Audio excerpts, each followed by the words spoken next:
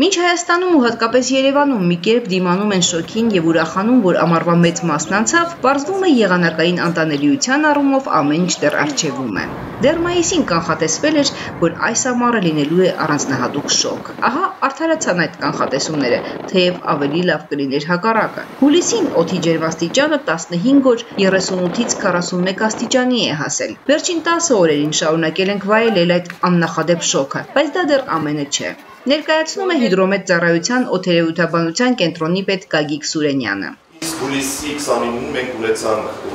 ռեկորդային ջերմաստիճան, Արարատի հատվածում օդի ջերմաստիճանը հուլիսի 29-ին հասավ 42.6 աստիճանի,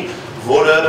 100 տարվա ընթացքում հաստորեն կրկնեց 1986 թվականի հուլիսի 9-ին դիտված ռեկորդը, կրկին 42.6։ Եթե նույնիսկ մի փոքր 0.1 աստիճանով օդի ջերմաստիճանը ավելի բարձր լիներ, ապա դարի ընթացքում այս օրը կհամարվեր Արարատյան դաշտի տարածքում գրանցված ամենաբարձր ջերմաստիճանը։ Բայց մենք սպասում ենք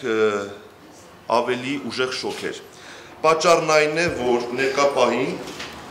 ուրեմն Իրաքի տարածքում գտնվող այդ ջերմային ցիկլոնը տեղաշարժվում է դեպի հյուսիս եւ վաղվանից սկսած նա հարավից անմիջապես բարձրանում է Կովկաս եւ այս լեզվակը, տակոթի լեզվակը, որը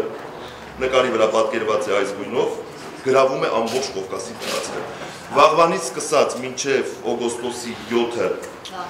ներառյալ մենք գտնվելու ենք այդ ջերմային ցիկլոնի ազդեցության գոտում։ Սա կատակ բան չէ։ Երբ այսպիսի անսովոր խոնավության, պակասի, փոշու եւ ջերմության մթնոլորտում ենք ապրելու ամառվա վերջին ամիսը, պետք է զգույշ լինել եւ հետեւել մասնագետի խորհուրդներին։ Խորհուրդ ենք տալիս, որ ամենակարևորը մինչև ժամը 11-ից 17-ը ընկած ժամանակահատվածում նման ջերմային ֆոնում անպայման խուսափել արեգակի ուղիղ ճառագայթներից։ Խորհուրդ ենք տալիս, որ արեգակի ուղիղ ճառագայթների տակ ֆիզիկական երկարատև աշխատանքը կարող է առաջ բերել արևահարություն։ Խորհուրդ ենք տալիս օգտագործել շատ հեղուկներ։ Մասսայական միջոցառումների ժամանակ դա կլինի համերգներ, հարսանիքներ, թաղումներ, ես չգիտեմ, խուսափել երկար ժամանակ արեգակի ճառագայթների տակ գտնվելուց։ Եվ բացարձակապես խուսափել ալկոհոլային խմիչքներից, որովհետև նման ջերմային ֆոնի ժամանակ ալկոհոլը ծանրաբեռնում է մարդու օրգանիզմը եւ փաստորեն օրգանիզմը ընկնում է ջերմային ստրեսի մեջ։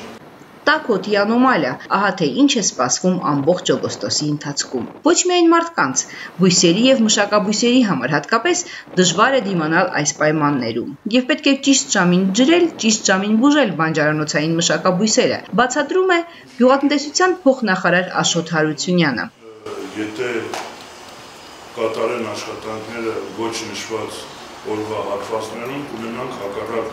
էֆեկտը, ոչ միայն նաև ասենք ջրի կատիները կծառայեն ոչ միայն գիտեր եւ այլվածներ, այլ նաև համապատասխան բուժանյութերը